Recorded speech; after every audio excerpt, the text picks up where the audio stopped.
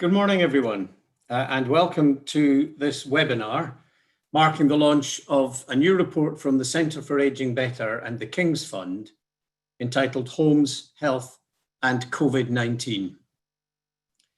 You'll find a link to the report in the chat box on your screen now or very shortly. For those of you who don't know me, my name's David Orr.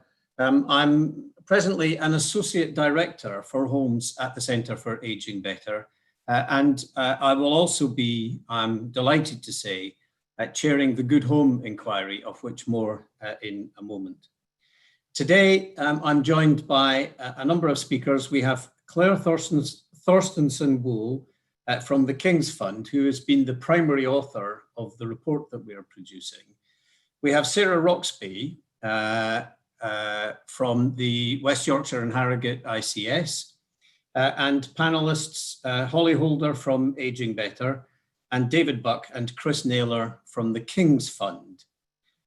We need to do some housekeeping before we get into the business of the day. So things that you need to know: we're streaming this session live on Ageing Better's YouTube channel, and the webinar will be available to view on demand immediately after we finished and from then on. If you're attending in person, fantastic, great, welcome along, and thank you very much for joining us. As a live attendee, you will be in listen-only mode for this webinar. We're all getting used to these arrangements now, aren't we? So if you have any questions for the panel, it would be really helpful if you could post these using the Q&A box, which you'll find in the control ribbon, which should turn up on either on the top or the bottom of your screen. But use that, and I will be keeping a careful eye on that Q&A box so that we can ensure that we cover as many questions when we get to the panel discussion as possible. And feel free to use the chat box also to make comments, observations, even to respond to questions that you have seen coming in from others or anything that the panelists say. And those of you tuning in live in the webinar or watching on the YouTube channel, feel free to join in the public conversation on Twitter using the hashtag #AgingBetterEvents. That's #AgingBetterEvents. And I would encourage you to use that and to make sure that as much as possible of this gets a wider audience. So today's report highlights the increased risk poor quality housing has on those identified as being most at risk of COVID-19, especially in the event of a winter lockdown. You will all be aware of the fact that growing concern about the rate of growth of COVID infection is dominating all of the news programs today, and not just the 10 o'clock closure of hospitality places, but a lot of concern about what other measures might follow, who will be allowed to see, when we will be allowed to visit people, all the things that have been concerns all the way through the original lockdown. What we do know, without question, is that all of us will be spending more time in our homes. If you are in the fortunate position that you have a spacious home where you've got room to work and you are able to separate from the children who are doing their schoolwork and all the other day-to-day uses that we have for our homes, and you've got a garden and good access to outdoor space, that might seem okay. If you are one of the millions of people who live in a home that's too small, that's cold, that's damp, then spending more time there can be a real problem. And my frustration is that we've known for years that living in cold, damp, small homes has adverse health impacts, both physical and mental health impacts. And in particularly in the context of COVID, we know that cold, damp homes really contribute to respiratory problems, which is one of the key problems from COVID. The most frustrating thing is that the body of evidence that the King's Fund has turned up in their report demonstrates beyond argument that we know that this is a real significant, serious problem, and that we talk glibly about a winter spike in the number of deaths as though that is an inevitable fact of life. the primary reason for a winter spike is because too many people live in cold, damp homes. This is something we can and must do something about. And it's why this piece of research is the first piece of research that we've commissioned from the Centre for Ageing Better to support the Good Home Inquiry, an investigation into the current state of our housing stock. We have some of the oldest homes in Europe. We have something like 4.4 million households that are classified as non-decent according to the government's very basic minimum standard for decency. And we also know that we can do things about it, that it doesn't have to be like this. It is possible to make our homes more energy efficient, to ensure that our homes are warmer, to ensure that our homes are a better environment for us to live our lives. So the Good Home Inquiry, of which you will be hearing more on a regular basis over the course of the year, will be looking at things like digital and social connectivity, about energy efficiency and how to keep warm, about some of the health impacts, a range of different factors that we think are going to be critical. So we're going to start today by looking at the evidence that the King's Fund has identified from the review that they've just carried out. And we will start, I think, by showing a very short video. This is the impact of COVID-19 on the cohort of people aged between 50 and 70, which was a piece of work that we commissioned from Ipsos Mori, a lived experience. And we are about to see a very short video that will introduce some of the themes for our further conversation.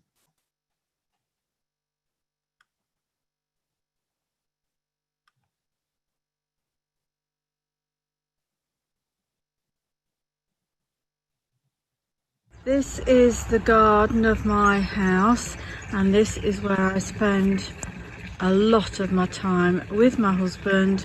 We've spent many hours since lockdown tending the garden, and it's looking really good. You're indoors here, and we've got the doors that fold back, and you go out and sit at the table in the shade, or you can sunbathe here. We do schoolwork over at that table and eat in the evening if the weather's good. We've got a small courtyard garden. We've got some potted plants and veg that we're growing here, so a little bit more space, we could grow a bit more, I guess. This is the view that I get from my house when I open my front door. So it's really quite pleasant. It's such a beautiful, beautiful sight. This is why I love living where I do. This is where most of the work is going on, here in the kitchen, and here's the toilet and little sink, and we will be having a partition built around that. Been doing some upcycling, and this is the cabinet that I'd upcycled. Anyway, I took the doors off, repainted it, and I think it looks rather nice. The ceiling's falling down. My mental health is suffering because I don't know what I'm meant to do. Waiting and waiting for the kitchen to be fixed, the bathroom to be fixed. I just want it to be nice. What I'm liking about the lockdown scenario in my home is at least it's summer, which makes it warm. In the winter it's really, really cold. I have found that the house is getting me down a bit because it feels too cramped, too small. There are 3 adults and 3 dogs in a small 2-bedroom cottage. We sat round the dinner table, we chatted again, all 5 of us, sat round the dinner table chatting for about another 2 hours after we'd eaten. So yes, very, very pleasant company. Normally we do sit around dinner table and eat, and then within 10 or 15 minutes we've all left the table, but we've been doing some long sitting and chatting, so it's been absolutely wonderful.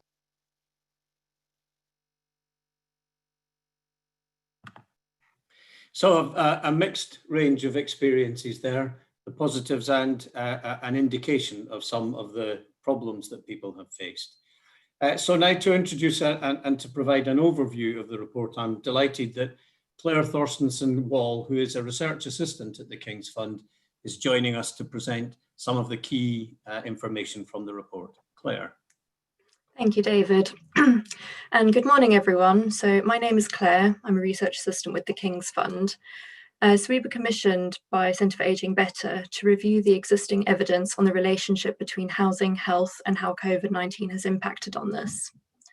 And as most of us know, the home has become even more central to our lives over the last 6 months. And I think the fact that we're doing this webinar from home really does say it all. But not everyone, as we've seen from the video, has had the same experience over lockdown, and housing has a very large part to play in this difference. So we know that more than 4.3 million people in England are going through this period in homes that are not safe, warm, or secure. And almost half of these homes are lived in by someone over the age of 55. From our review, we found that the added weight of COVID and the resulting lockdown has really shone a light on these housing conditions and the effects that it has on health. The report has looked at a number of conditions of the home that either worsen or develop physical and mental health conditions. I'll focus on a couple of them today. But before COVID, we already knew that housing conditions like cold and damp, overcrowding, homes that are in physical disrepair had a really negative effect on health and well-being. So damp homes, for example, account for nearly a fifth of all excess winter deaths, and that's largely from respiratory and cardiovascular conditions. And it's really concerning that the groups that are more likely to live in cold homes are also placed at the highest risks from coronavirus. So these are mainly older people and people with existing health conditions. And the pandemic restrictions have meant that vulnerable groups are spending more time in homes where there is damp and mold. And over time, this can impact on not only their physical health, but as we've seen from the video, the mental health. And we've seen some of the impacts from lockdown over the summer, but with winter around the corner, we should really expect the health risks from cold homes to be considerably higher.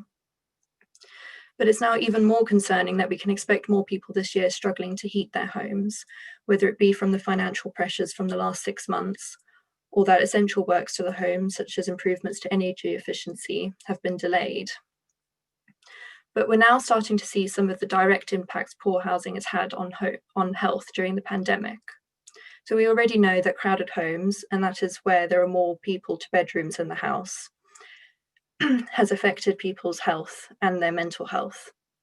Some of the early research during this period has found that overcrowded households are suffering the worst outcomes from COVID-19. People who live in homes where there is multiple occupancy or multiple generations have found to be at greater risk of transmission and poorer outcomes of the virus. And that's because crowded homes make it nearly impossible to socially distance and effectively isolate. And again, it tends to be certain groups who are more vulnerable to these risks. People from Black and ethnic minority groups are more likely to live in a home classed as overcrowded. And some of the early analysis has indicated that these housing conditions may partly account for the difference in outcomes in mortality rates in these groups. So far I've mainly focused on the conditions that are inside the home. And as we've seen from the video and in our review, we wanted to acknowledge that the home is much more than the walls around us. So in reviewing housing conditions, we also in our report included aspects like tenure and affordability and the external environment, so the walkability of the immediate neighbourhood and access to green space, as these two also make up the foundations of the home and have an equal impact on our health. So in looking at what needs to be done to improve, putting it simply, there is no silver bullet, but there are interventions that when working together, that can significantly improve and prevent ill health. So these include energy efficiency improvements, greater security of tenure, and generally improving the condition of our housing stock. And some of the existing evidence has shown that for every £1 spent on improving the warmth in our homes, and these are vulnerable people who live in them, would result in about £4 of health benefits. But to do this, the evidence shows that we need greater integration at a system level. We need more collaboration across the housing and health and care sectors to reduce these health inequalities and prevent more people from experiencing the worst outcomes, and that's both during the pandemic and in the future. On a local level, places like health and wellbeing boards, SDPs, and integrated care systems are a really good opportunity for this collaboration to happen. And in some cases, as we'll see, these partnerships have been created. But in most places, housing and health remain separate entities. And the coronavirus has really shown that it's about time we bridge this gap and really acknowledge that housing equals health. So I think I'm passing over to Holly now. Thank you. Thank you very much, Claire. Actually, I think we will probably go next, to Holly. We're going to go to, sorry, I beg your pardon. We are going to go next to Sarah Roxby. Sarah's Associate Director of Health, Housing and Transformation at Wakefield and District Housing. But critically in this conversation, she has a key coordination role on the West Yorkshire and Harrogate ICS in relation to housing and health, and was part of the team that successfully managed to ensure that housing was a named priority for the ICS. So she's going to be sharing some of her learning from this process, as well as detailing some of the local schemes. And we're delighted that Sarah is joining us today. Sarah. Thank you, David. Hopefully my screen is sharing and you'll be able to see my slides that I'm going to go through today. So as David said, I'm Sarah Roxby. I do work for Wakefield and District Housing, but I'm also the Housing and Health Programme Lead for West Yorkshire and Harrogate Partnership, which is our ICS. I've been asked to share with you today just some of the work that we're doing to integrate housing and health within our system. And I'm also going to go through some of our practical examples of where the partnerships are working at a place level. So just to begin with, if I can move this screen on, I'll just give you a little bit of background to our partnership. So we're one of the third largest integrated care systems in the country. We've got 2.7 million people living in our area, and we have a budget of 5.5 billion. We have ambitions around creating healthy places and delivering high quality, efficient services. So we have a real focus on prevention and early intervention, person-centred care, and joining up of services. And you can see from the map that we've got a number of CCGs that are in our integrated care system. And in some cases, we have some single commissioning arrangements. And across our partnership, we always look to see where we can share resources. The partnership has a 5-year plan, and in that 5-year plan, we've got 3 priorities. We've got improving population health, transforming services, and improving outcomes in the areas of cancer, mental health, learning disabilities and autism, children and families, carers, and maternity. So our housing programme sits within the improving population health priority, as it's clearly a significant determinant of health. And it was just last week I was part of a conference with NHS England, and one of the consultants in that conference quoted that 90% of our health comes from our wider determinants. So sitting within the Improving Population Health Programme gives our housing programme some focus, it gives it alignment, and it also gives it some accountability. And we always have a system leader to chair our programme, so that also gives it the profile. I've tried just to illustrate here in terms of how we see the correlation between housing and health in our partnership. So in the diagram, this is how we see it should work. So if somebody has the essential environment to live in the yellow, that's a warm and affordable home, somewhere that's safe and secure, accessible and supportive, then in theory, their physical and mental health should be protected, their well-being should be protected, and it will allow people to stay at home independently for longer, and it will also help them self-care. And then the impact for the health service should be that they'll see a delay or a reduced need of primary care services. There'll be a reduced need for crisis interventions. Hospital admissions would be reduced and prevented, as well as readmissions, and also there'll be more timely discharge.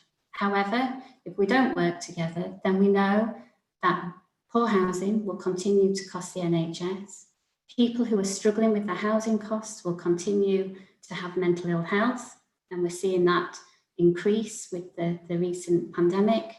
And we know that homeless people also use more acute and emergency services because they don't access their GP, their primary care services in a timely way.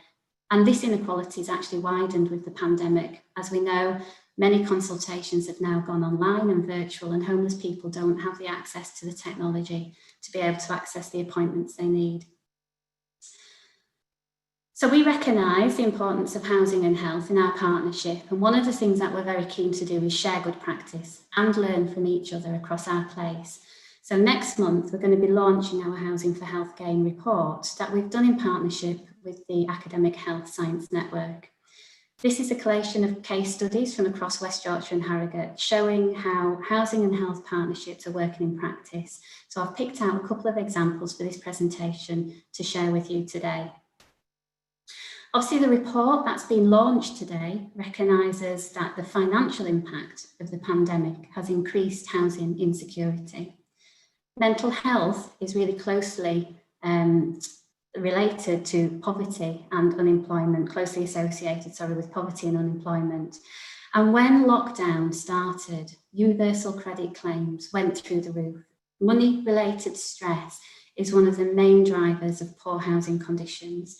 And we know across our area that coming into winter, and David mentioned this earlier, people are going to have to make a decision on whether they heat or whether they eat. And this is only going to get worse as the impact of the pandemic comes onto our economy and we see more unemployment coming. So we're going to have more challenges. In Wakefield, we've developed the Healthier, Wealthier Families programme. So we all know the impact that poor housing can have on children, so it can increase their chances of serious illness, and also behaviour programmes. So this, this programme actually focuses on all households across Wakefield, but has a particular focus on children and families with young children. And what we're trying to do here is a partnership between public health and housing, is to offer financial support, help people claim their universal credit in a timely way and get their finances in order, but looking at also their energy providers and how they can get better benefit entitlements. It focuses on maintaining a good home, and we have strong links with health visitors and maternity teams to get the referrals through. It's helping people keep their rent in line, and also their mortgage payments, and it's also helping unlock benefits for people. We know the importance also of good housing for older people, so specialist housing schemes for older people are a real health asset.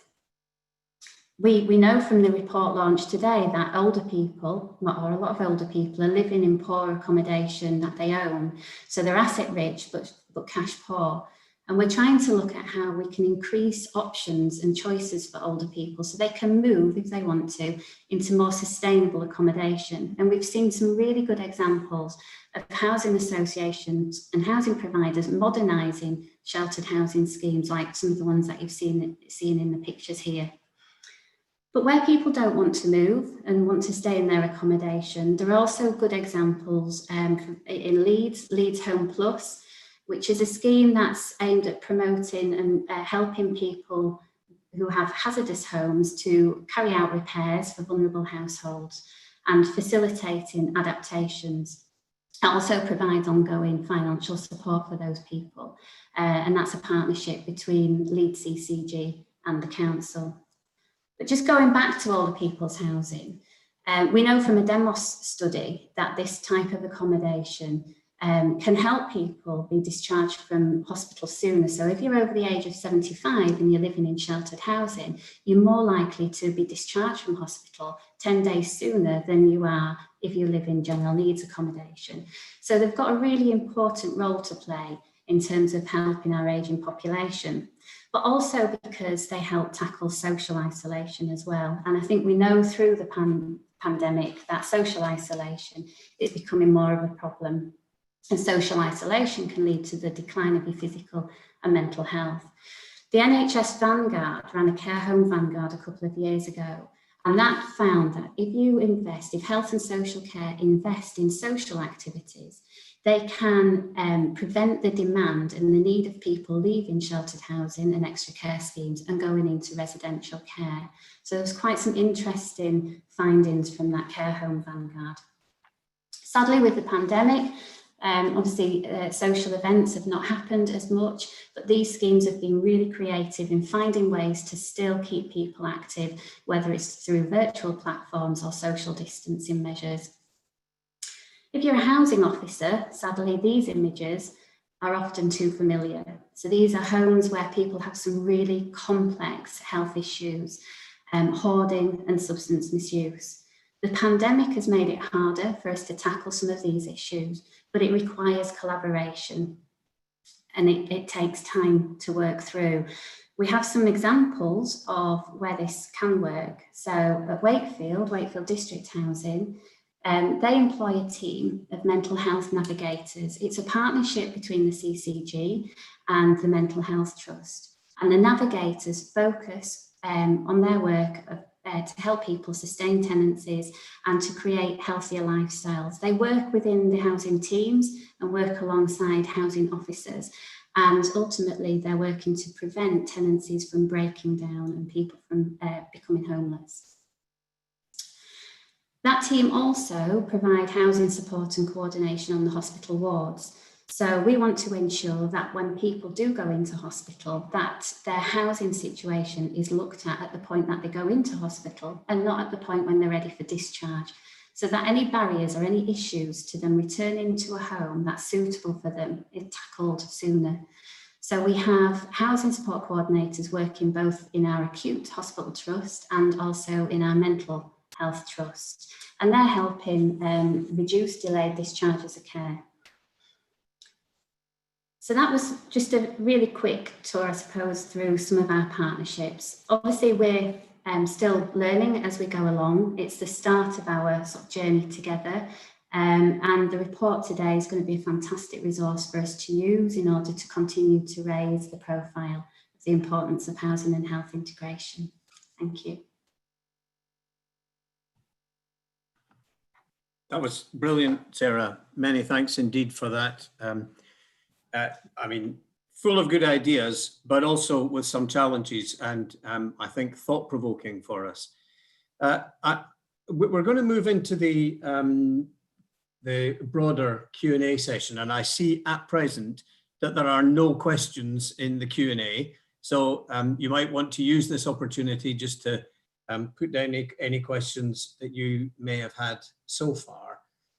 I just have a couple of very quick thoughts following Sarah's presentation. The first is that, I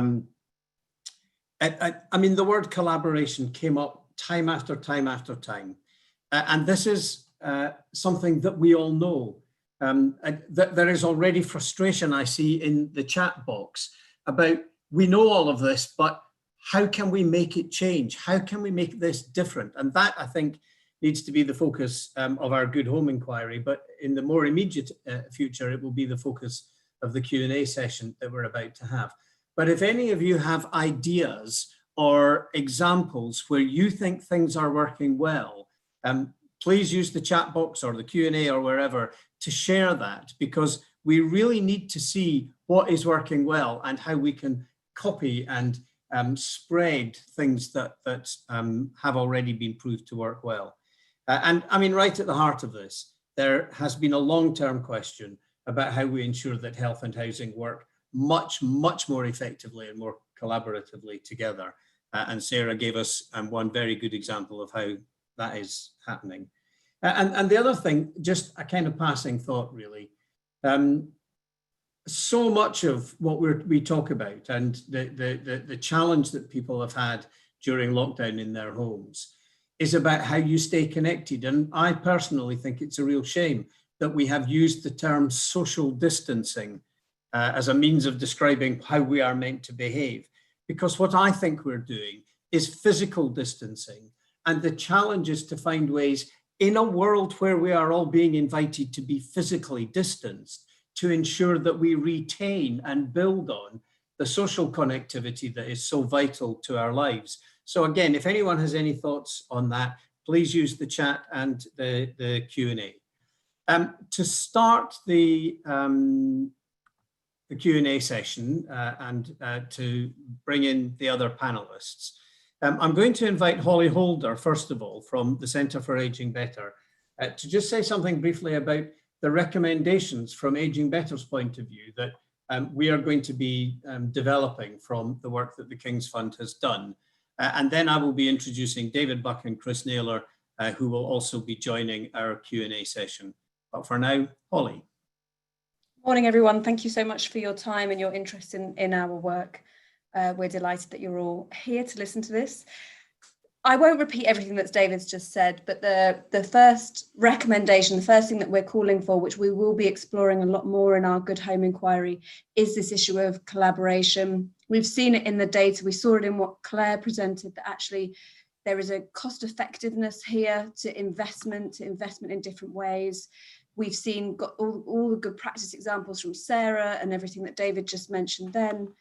And really, I think one of the key learning points from the experience that we've just had in the first wave of the pandemic is things can change quickly, services can work quite differently at a local level.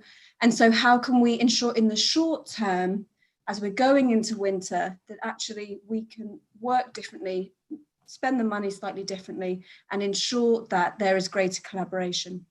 The second thing that we're calling for is around this, again, a short-term fix to make sure that there are fewer people living in damp, cold homes, fewer trip and falls hazards. There's a lot of data out there about the effects of fuel poverty.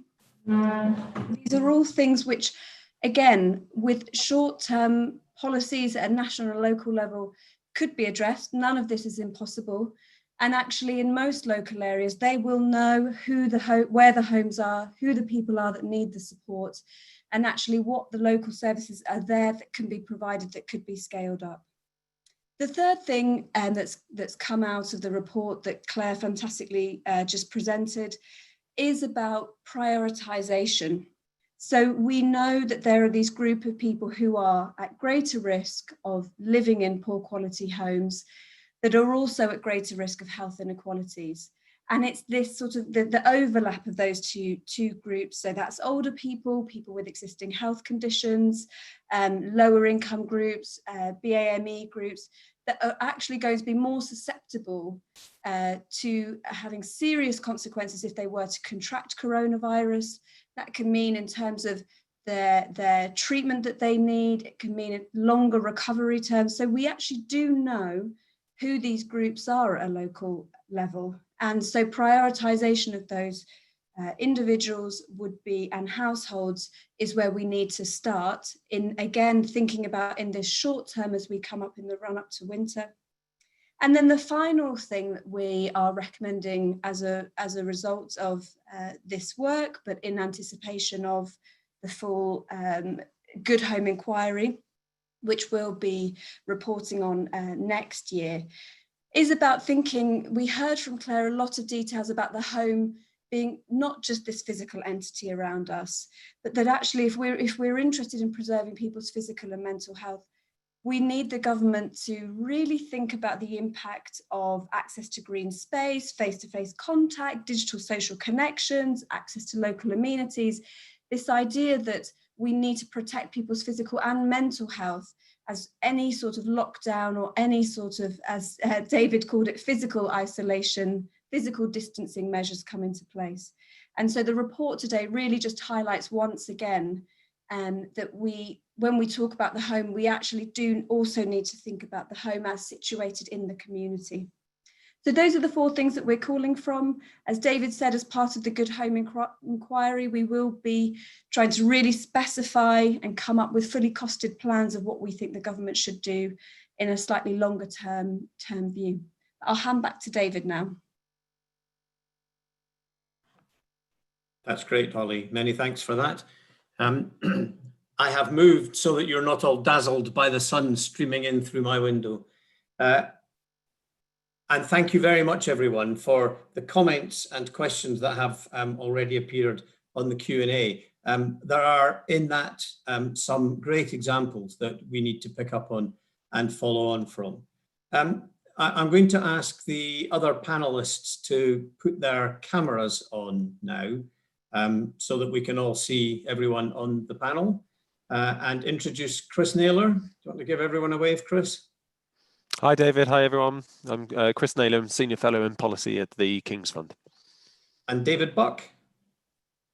Hello, nice to be here. I lead a lot of our work at the Fund on public health and health inequalities. Thanks very much.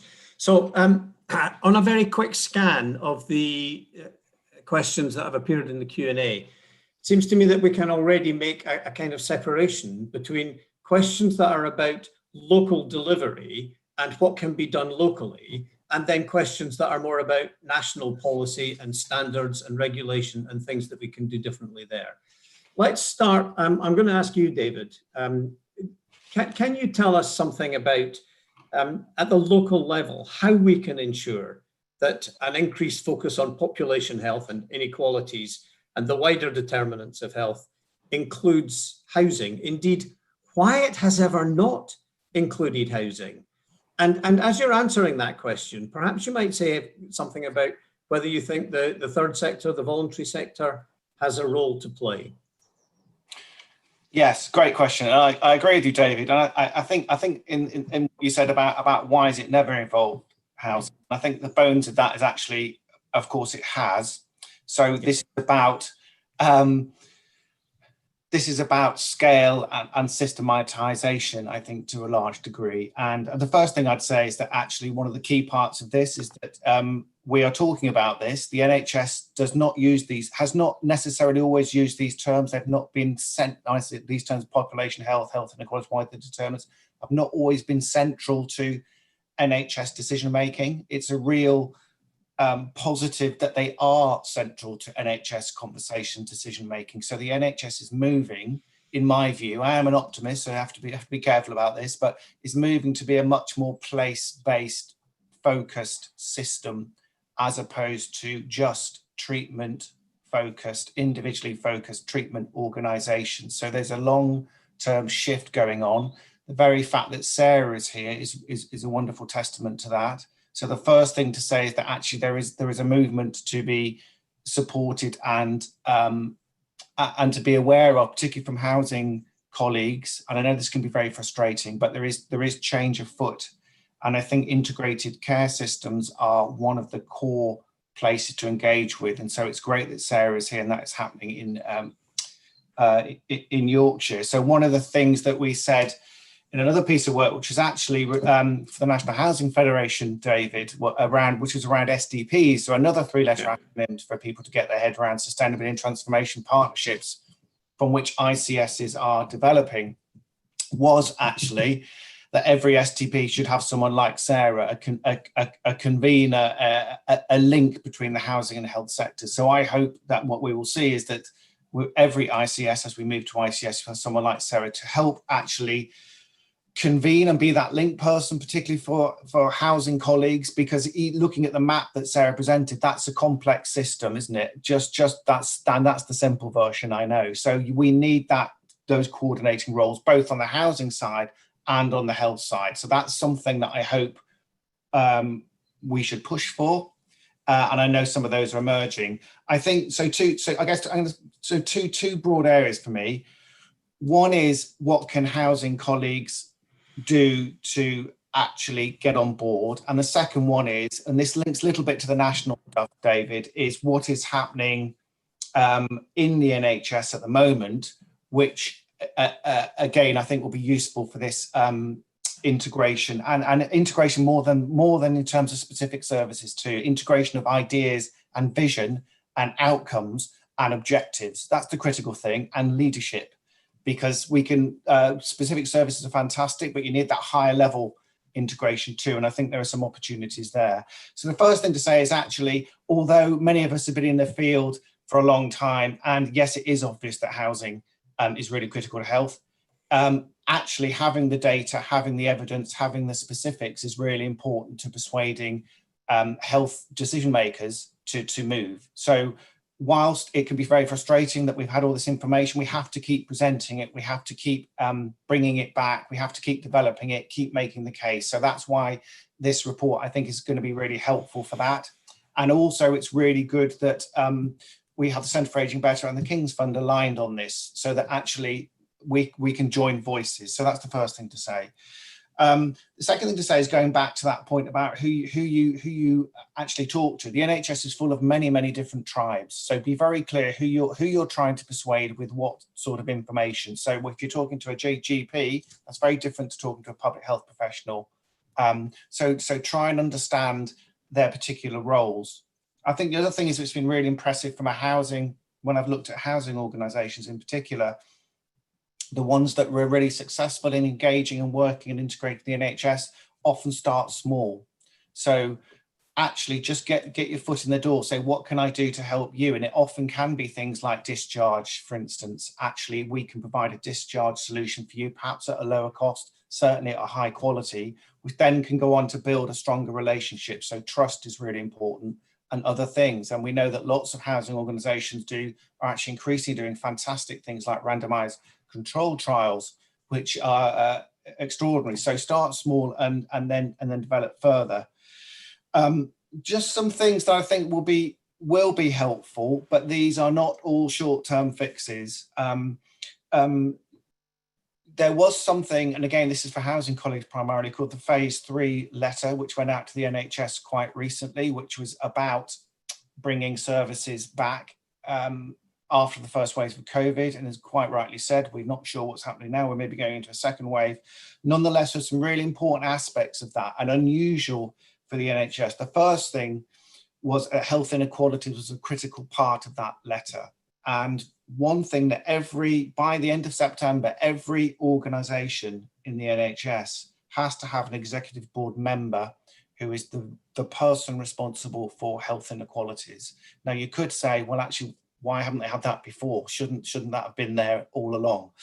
And in some organisations, that's true. But there is a name lead in every NHS organisation at executive board level. So they are really important people to connect with, find out who they are.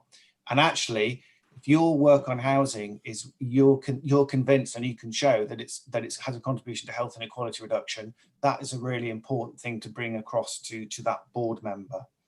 So I want to bring in some of the others, David. That's a great kind of, and we can come back. Sorry, yes, we haven't yeah, long, but there's many things that I could say in addition, as you can tell. Absolutely.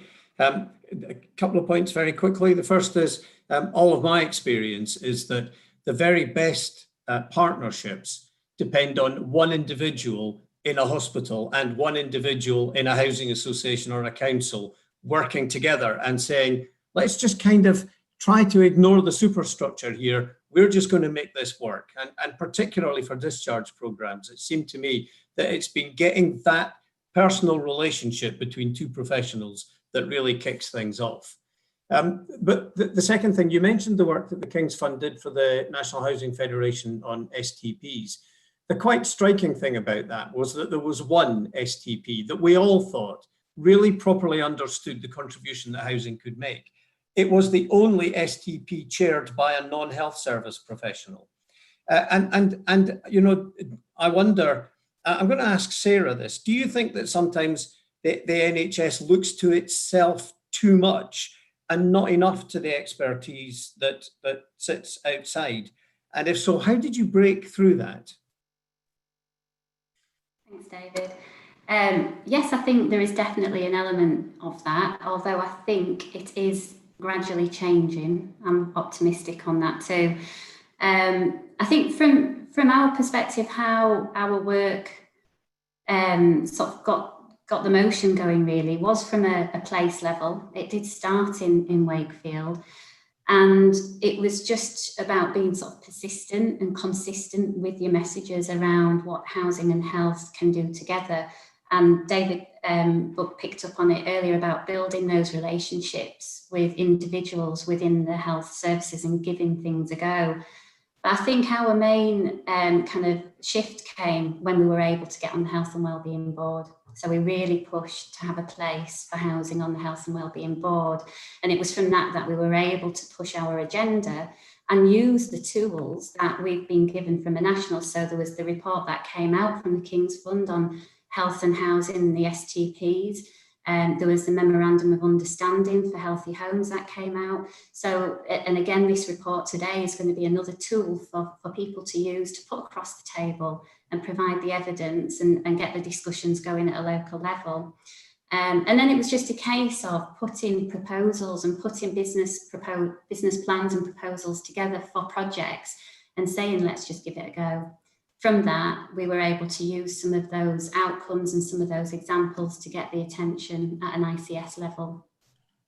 So I think things are changing. Certainly looking at how things have worked during the pandemic, it's forced us to get our relationships in action, helping people out of hospital quicker.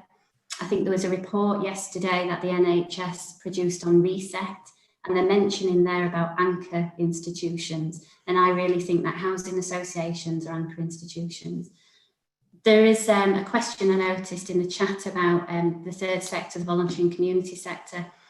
And there are some fantastic partnerships that housing and the third sector, voluntary and community sector, can do together to benefit health gains. And again, in our report that we're producing, there are some examples of that. So we really started at a place level, and we're now looking at how we can share that good practice and replicate it across our wider ICS. But obviously, it's quite a complex landscape, and so that does take some time. That's great, Sarah. Thank you. Holly, can I ask you, some of our questioners have asked about this. The representation of housing on health and wellbeing boards is patchy, and the experience of health and wellbeing boards more generally is quite patchy. We've not had a requirement for housing to be part of STPs or ICSEs. In the way that these things are set up, do you think it should be a requirement that housing, in the way that some other organisations or voices must be there? Do you think government should specify that housing must be there? I think in the same way that if we think about housing and the wider determinants of health and the elements that make up somebody's health and the influences that can have an impact on health, it does seem very bizarre. I mean, Sarah had that stat about 90% of somebody's health comes from the wider determinants of health, comes from the experiences, the places that people are in, where they're working, the type of work they're doing, what their situations are, what their community looks like, how they travel to work, for example. It does seems that it is a complete oversight that we don't have better representation, not just of housing, was mentioned there, of anchor institutions, but also big employers that are situated in that local community, or other big public services, industries. It seems like a no-brainer, really, that actually we're really missing out on a key trick here at a local level. And the Health and Wellbeing Board was always a good place in theory for those conversations to have. But actually the fact that they don't have much sort of statutory, maybe the King's Fund know a bit more about why some of this hasn't actually worked out, but you know, they've never really had the power that they needed, or the sort of local level grip or respect to really drive some of the changes or recommendations that they might be seeing. So yes, I definitely agree. There needs to be a place where the key decision makers are coming together to bring those various elements to the table. Okay, thank you. Chris, the evidence in the report, and actually the conversation and the presentations that we've had this morning, show the impact that poor housing has, not just on people's physical health, but on their mental health and general well-being. To what extent do these things then adversely also affect physical health? And I mean, are there strategies that you've seen in place that help to address this?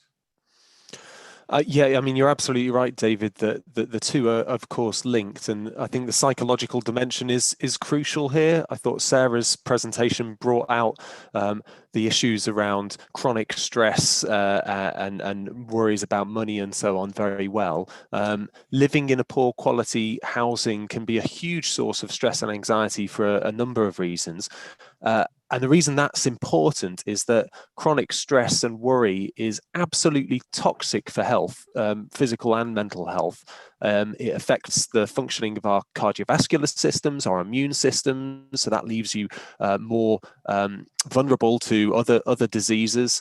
It's linked with unhealthy behaviors like smoking, drinking, overeating, and it's a predictor of other mental health problems like depression and anxiety, which can then, of course, lead to unemployment and all of the issues that arise from that.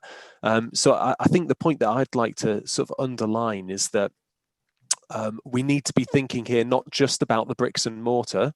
The physical infrastructure is very important, don't get me wrong, but we also need to be thinking about what's the psychological environment that people are living in, what's the social environment people are living in. And David, to the point that you made earlier about the coronavirus situation, how can we maintain social connections during this period? How can we help to create a kind of thriving communities that help to combat that social isolation? And I think there's a really important role for the health sector and the housing sector working together in that.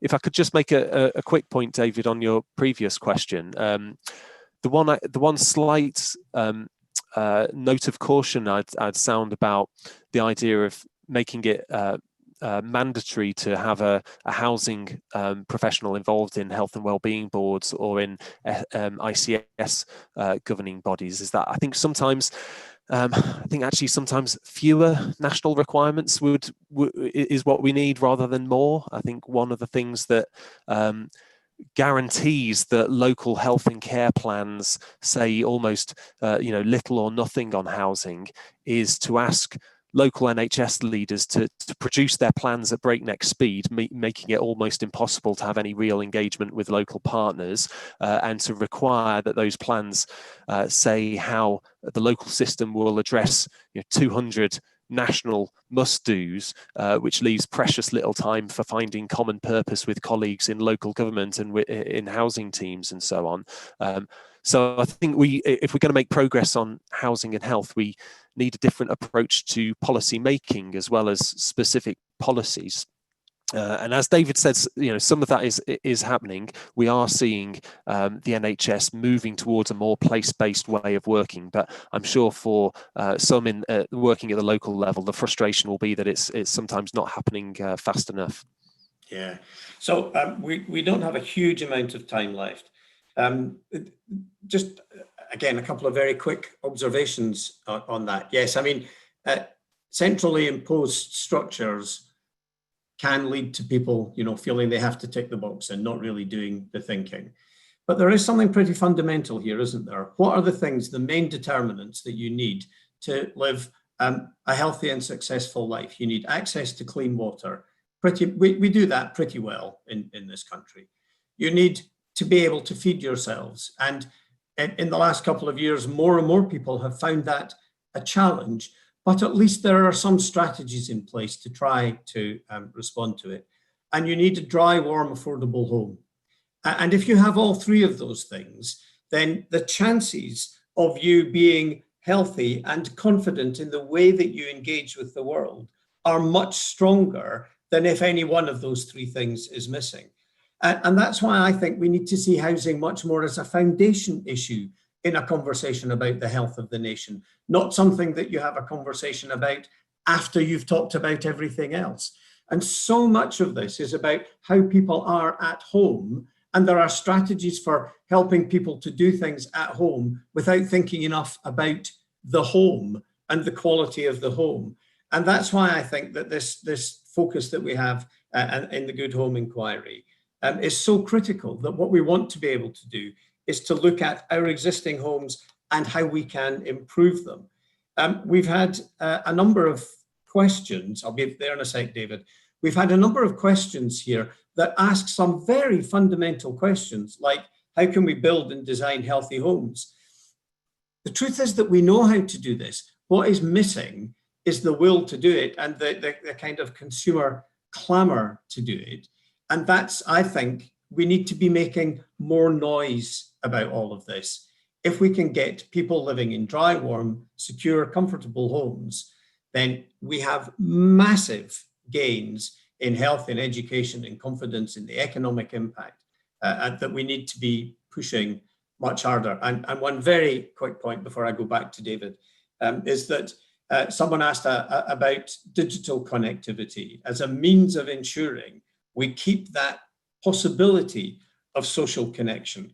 I think it is time where building new homes, it should be as unthinkable to build a home without digital connectivity as it would be to build it without electrical connectivity. It's that important and that critical to people's well-being. David. Thanks, David. And just on that quick point, Chris in particular was involved in the Healthy New Towns work, which, jointly with NHS England and many others, which did move forward on some of that. So, but I want to go back to your point about, I guess, back to that point about vision and voice. And this is where I think we can expect more from the NHS, frankly, and also the NHS is starting to step up. So in another piece of work we've been doing a lot of work with NHS England and improvement on the NHS's role in tackling poverty.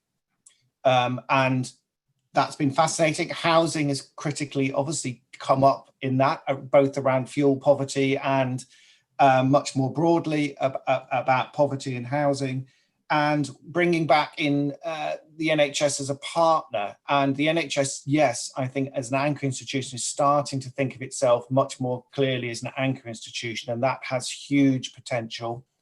But also what we hear from people around the table with the NHS is we want you to be more of an advocate, because the public, the politicians, the population all have immense respect, admiration, and listen to what the NHS says. So the NHS can deliver lots more.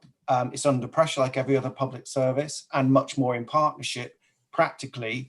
But actually, I think the key here is actually to hear more from NHS staff and leaders about the wider determinants of health, and to speak up more about these things in society, speak up more about housing. And I think actually that has the potential, if we hear more of that, that has the potential to move things further forward, certainly in terms of policy and intent. And at that point, David, we've just run out of time. The NHS is up for that. Excellent. Well, there's a positive note to finish on. Inevitably, we've run out of time. We've not had enough time to go through all the questions. This is a conversation that could have carried on longer in this webinar, but it's a conversation that must carry on out in the world, where people are doing their jobs and making the connections and trying to ensure that we improve those relationships between health and housing and make the case, advocate. Health service colleagues, housing colleagues, third sector, everyone. This is so critical to our health as a nation that it really is time that we were making more noise about it. I think this has been a really fascinating conversation, and I am hugely grateful both to speakers and panelists, but particularly to everyone who has been contributing questions and giving us ideas in the chat box. These are really good individual case studies, and we will kind of take note of them and incorporate them and try to ensure that we can learn from them. The conversation can continue on Twitter and much more broadly. And as we said at the start, this whole webinar will be available to watch on Aging Better's YouTube channel. Our next Aging Better webinar will be on the 29th of September, ahead of Black History Month. It's going to explore what more should be done to prevent inequalities of age and ethnicity, and details about that will be in the chat box and particularly on our website. And of course, the report from the King's Fund is available to download from Aging Better's website and from the link that was shown earlier in the chat box. And on that note, thank you once again to absolutely everyone involved in this, and see you all again. Thank you.